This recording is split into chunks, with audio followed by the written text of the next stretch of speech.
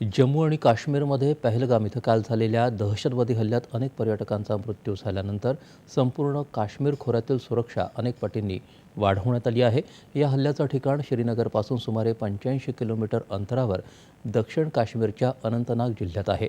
या भागात CRPF आणि जम्मू आणि काश्मीर पोलिसांची संयुक्त शोधमोहीम सुरू आहे. पहलगाममधल्या हल्ल्याच्या ठिकाणापासून 5.5 किलोमीटरच्या परिघात ही मोहीम वाढवली आहे. हल्लेखोरांचा शोध घेण्यासाठी विशेष दल, स्निफर डॉग आणि इतर तांत्रिक गुप्तचर यंत्रणा तैनात केल्या आहेत. महामार्गांवर आणि संवेदनशील भागात अतिरिक्त चौक्या उभारल्या आहेत आणि प्रमुख आस्थापनं आणि पर्यटन स्थळांजवळ जलद प्रतिक्रिया पथकं तैनात केली आहेत. श्रीनगर आणि गुलमर्ग आणि सोनमर्ग यासारख्या इतर पर्यटन स्थळांमध्ये तपासणी मोहीम तीव्र केली आहे. कोणत्याही संभाव्य घटना टाळण्यासाठी पर्यटक जिथं राहतात त्या लहान, मध्यम आणि मोठ्या हॉटेल्सभोवती सुरक्षा वाढवली आहे.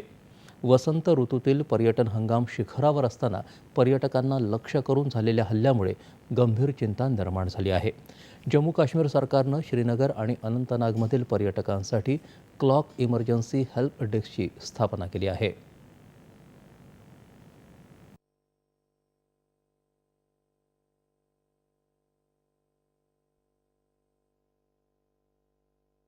हर जगह पे जो है वो अपने security point of view say deployment हुई है और पूरी एरिया पे हमने जो है वो अपनी नज़र बनाई हुई है.